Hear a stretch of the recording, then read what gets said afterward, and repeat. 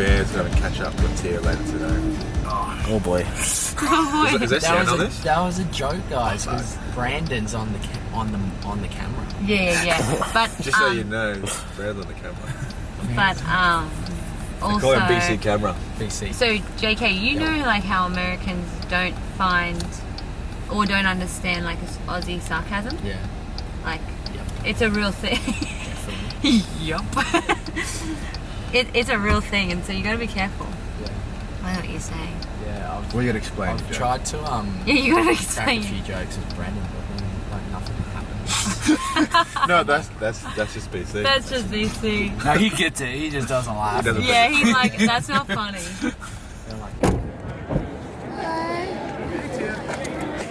We're actually in Houston now to do 25.3 and about to make our way into an actual proven affiliate gym. I'm actually trying to settle myself for, here we are for Tia's World Tour. Score is What, between her and I? I'm 0-2. It's like kind of came from Australia.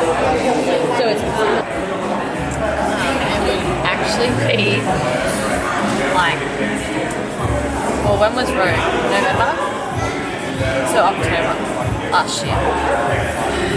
I've done a couple of cleans actually, like powerlifting, but not in a workout. And snatches. In fact, I actually snatched sometime last week. Just nice and light. But thank God I did that actually, because I think the thing is like at least, oh man, they've actually got the workout right there. That's perfect. that's the scaled. Oh. Oh yeah. Hey, can I just do the scale workout? Expectations, I don't know. Don't think there is too much other than giving it your best. But goal, I'm coming here pretty unprepared in terms of like expectations for Tia, to be completely transparent. Honestly, just more so like the movements between stations and that. Like, I'd be curious to know where we are. Like, I've got a pretty good gauge, like all things considered. But it's always interesting to see how she moves through a workout that has some form of meaning behind it, rather than just another training workout, so to speak. So for me, I'm just going to be reading off body language and then hopefully seeing pretty good execution there. I'm not going to question the effort. I know it'll be there, just more so if that finesse or if that CrossFit fitness is there, if that makes sense. Yeah, I think honestly like sub 14 minutes would be really good for me. We'll see. Shane says he has zero clue on Where I'm at. Yeah. I literally have zero clue where I'm at either. Like, I think people think that I'm actually exaggerating when I'm like haven't touched the barbell. Like, no, like literal just been running. So the volume and the amount of reps, like it's gonna hurt. It's gonna hurt a lot.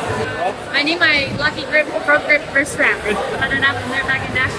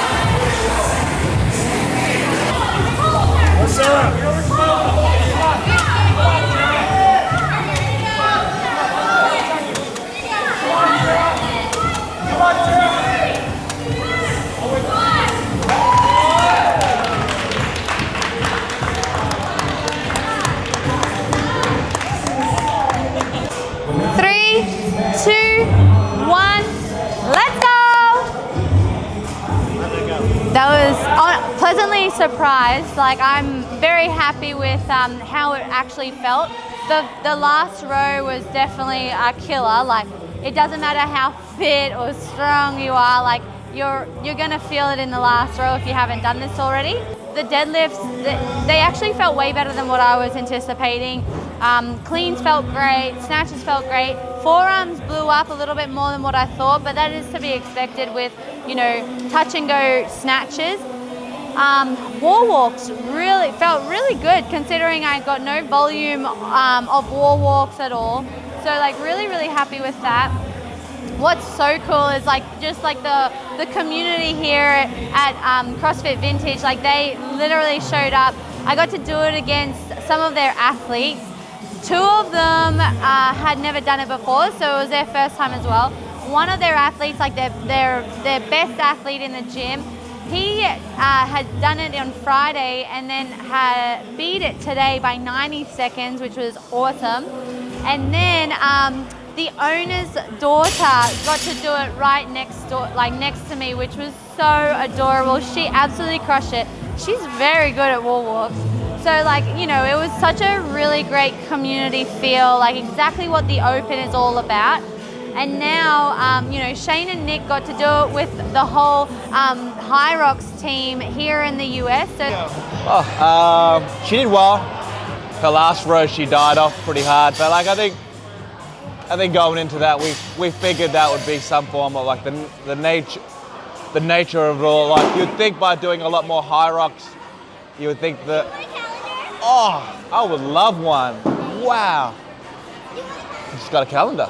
Do you think the nature of doing Hyrox would allow you aerobically to sustain? But it's not necessarily the way because of like the muscular. But just because of the loads, right? It's completely different.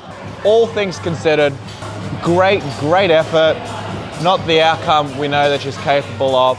This would be a good workout to retest as we get closer to, say, the Torium Pro. Let's move on from the Open. Now the main event. I think it's funny if people try to compare Hyrox to CrossFit or CrossFit to Hyrox, because you can't.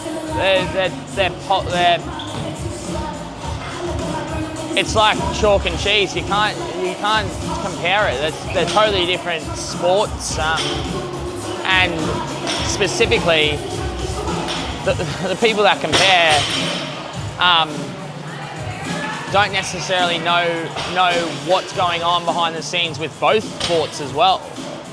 In my opinion, and I think that's the most important thing that I just said, in my opinion, because it's all opinion based in the end, right? Like, look, my stand on it all is actually, it's quite unique, or not unique, but it's just, I think what I'd like to challenge is that I remember when CrossFit was first started on the scene, you know, like started breaking out to be its own thing. The sport got a lot of criticism from other fields or other niche fitness groups. And heck, I remember that was sort of destructive for everything that we were trying to create or trying to make a brand or make a name of, you know, like the credibility behind being a CrossFit athlete. And then here comes this other great opportunity or great regime to get fitter or to challenge yourself, Hyrox, and there is a minority that seem to be picking on it or like discrediting it for what it is. Man, it wasn't too long ago that we were in that space, so I hope we get to reflect and look at ourselves and go, man, like now we're becoming what we didn't like to begin with. I believe that both can coexist. I strongly believe that, and we're seeing it play out within our ecosystem, right? And even when we hit these events at Hyrox Houston, just like what took place, a lot of people do CrossFit. A lot of them had CrossFit affiliate gyms. A lot of them would come up and fist bump us and say they're a part of our community, or they do CrossFit, which is awesome. I have now witnessed firsthand the elite athletes of the 15, and I have full respect for what they do. To see the sheer speed that they do, the passion they have for their sport, and the execution plan that they try to follow to precise detail of where they want to be in time and space. I'm very conscious of that and very and in awe of it all, to be completely honest. Look, it's two different sports. It really is, because at the end of the day, a 100-meter track sprint and 800-meter race is completely different to one another, but it's the same concept, putting one foot in the other. So like that's how I want to like shape our mind or our thought process around. I think it's really important for the games athletes to understand like basically where CrossFit originated and like what creates the community within CrossFit. And I think being a part of that and being associated with that, it shows the pure joy, the support, and like honestly what really is healthy and what binds people together in the CrossFit community. And the same thing, like that's exactly why I'm loving the Hyrox as well so much, because what I see at these Hyrox events is exactly what drew me to CrossFit in the first place, and it's that community and that support network that you can do this with your friends and your family. You can improve your fitness and your health and well-being through such a unique way, and you can challenge yourself as well, which is not only great for your physical abilities but for your mentality and your mental strength as well.